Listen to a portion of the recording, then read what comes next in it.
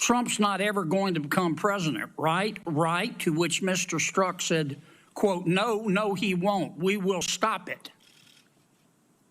That's the Peter Strzok and Lisa Page I'm talking about.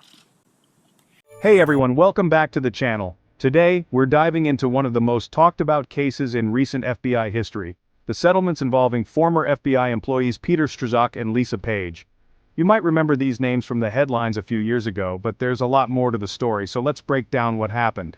Peter Strzok, once a top counterintelligence agent at the FBI, and Lisa Page, an FBI lawyer, both found themselves at the center of a legal battle.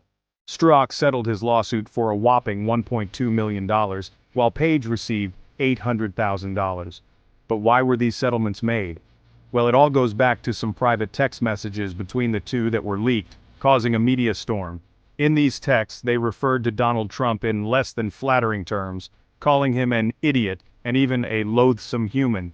These messages led to accusations of political bias within the FBI, and soon enough, Strzok and Page were out of their jobs. Strzok was fired, and Page resigned. After that, they sued the Department of Justice, claiming the leak was part of an effort to push a false narrative. So, who approved these settlements? According to recent reports, the Department of Justice was the one handling the lawsuits, not the FBI directly. But that hasn't stopped questions from being raised about whether the FBI had any say in the matter. During a Senate hearing, Senator Kennedy grilled FBI Deputy Director Abate about this, demanding to know if anyone at the FBI signed off on the settlements. Abate made it clear that, to his knowledge, neither he nor FBI Director Chris Wray had anything to do with approving the payouts. But the senator wants more information, and it looks like we'll be getting those answers soon. I don't want to get off the subject here. Did the FBI just settle two lawsuits, one wholly, one in part, in which the FBI agreed to give Peter Strzok $1.2 million and Ms. Lisa Page $800,000? It's my understanding, Senator, that the Department of Justice was involved in that, not the FBI. The FBI had nothing to do with it? There may have been consultation with our general counsel's office, but Does the FBI have to sign off on it?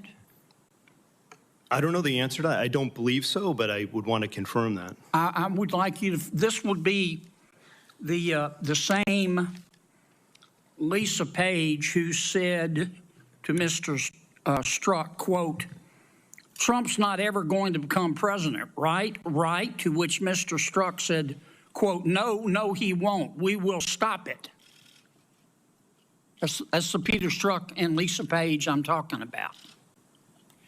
I need to know if the FBI signed off on this lawsuit. We will get that answer for you, Senator. And then I need to know who signed off on it. Did you sign off on it? I absolutely did not and would never sign off on something Did Chris like that. Wray sign off on it, the settlement? I don't believe he did. Okay.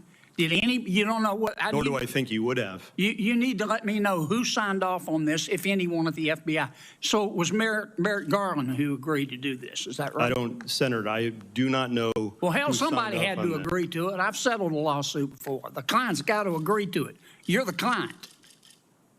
All right. Understood. I'm gonna direct in to the Department of Justice to answer All right. those Get questions. me that information if you would. Mr. Rowe, help me understand this. The assassin Crooks fired his first shot, as I understand it, at 6:12 p.m. He was about 150 yards away. It's been reported that the snipers, the government snipers, saw him on the roof 20 minutes before. Not 2 minutes, 20 minutes before. Is that correct? Senator, that's the first time I'm hearing this. That is not correct based on the information I have right now, sir. Well, when did the FBI snipers see him on the roof? So, that's the latest on the Strzok and Page settlements. With $2 million between them and plenty of unanswered questions still floating around, this story is far from over. We'll be keeping an eye on how the FBI and the Department of Justice respond to calls for more transparency and whether we get any new information on what really went down behind the scenes. If you found this video helpful, make sure to hit that subscribe button and leave a comment with your thoughts on the whole situation. Thanks for watching, and I'll see you in the next one.